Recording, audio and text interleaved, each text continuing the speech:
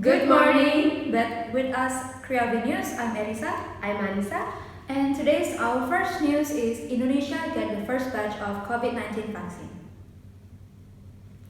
The first batch of the COVID-19 vaccine produced by China Sinovac Biotech has arrived in Indonesia, but the government still has to wait for emergency use authorization before starting the vaccine program. President Joko Widodo said. A total of 1.2 million doses of the vaccine are now stored in a warehouse of state-owned pharmaceutical company PT Bio Farma in Bandung, West Java, having landed at Soekarno-Hatta International Airport on Sunday evening.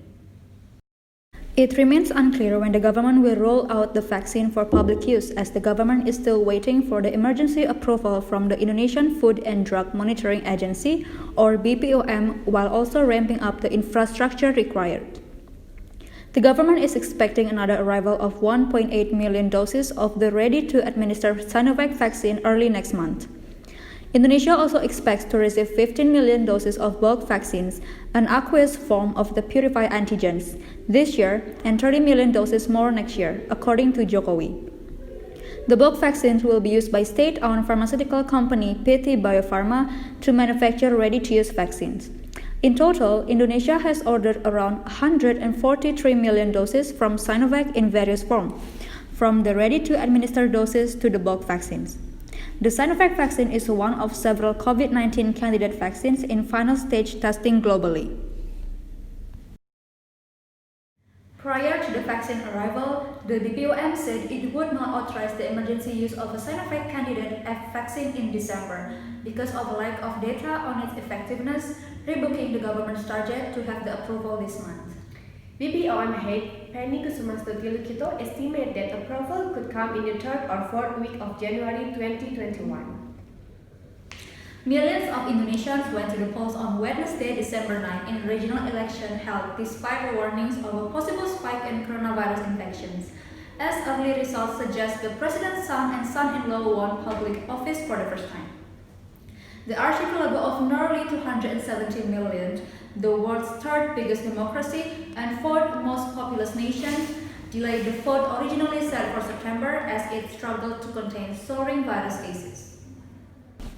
The vote in the world's third biggest democracy comes as Indonesia struggles to contain Southeast Asia's worst COVID-19 outbreak, with more than 592,000 infections and 18,000 deaths.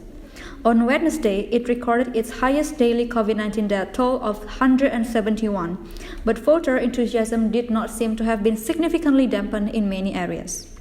From the capital Jakarta to the island of Bali, polling station staff in full protective gear enforced social distancing and took voter temperatures before polls closed at 1 p.m. Others were tasked with taking ballot boxes into hospitals so that coronavirus patients could vote from their sickbeds. Hundreds of hopefuls were vying for 270 positions, including regional governors, district heads, and mayors. Among the most closely watched contests was in the city of Surakarta on Java Island, where the president's eldest son Gibran Rakabuming Raka looks set to become mayor, a position once held by his father. An official quick count showed that Gibran are leading the vote. In the city of Medan on Sumatra Island, a quick count also showed the president's son-in-law, Bobi Nasution, appearing to be on course to winning his mayoral bid. And now we are moving to Bali. Despite the pandemic continuing unabated, the tourism sector in Bali has been gradually rising up. State-owned airport operator PT Angkasa Pura recorded an increase in the number of flights and passengers arriving and departing from Igusti Ngurah Rai Airport. In November, the number of flights increased 27.5% and 51.8% increase of passengers when compared with the October.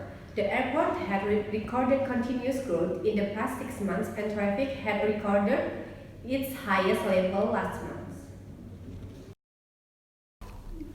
Tourism is the beating heart of Bali's economy, as around 60% of the island's gross regional product comes from the travel industry.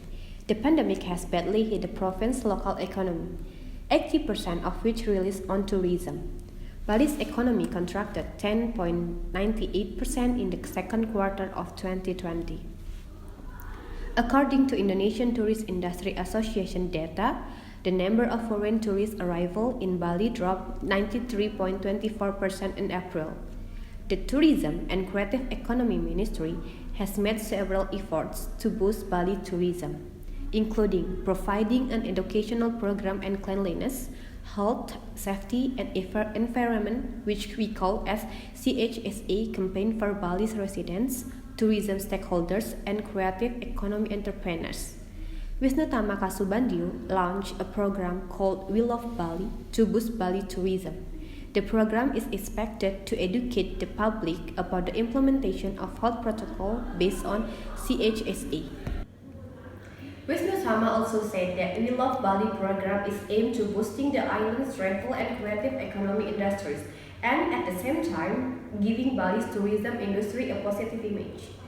The minister hoped that the campaign would help to develop safety awareness in the minds of tourism stakeholders and travelers.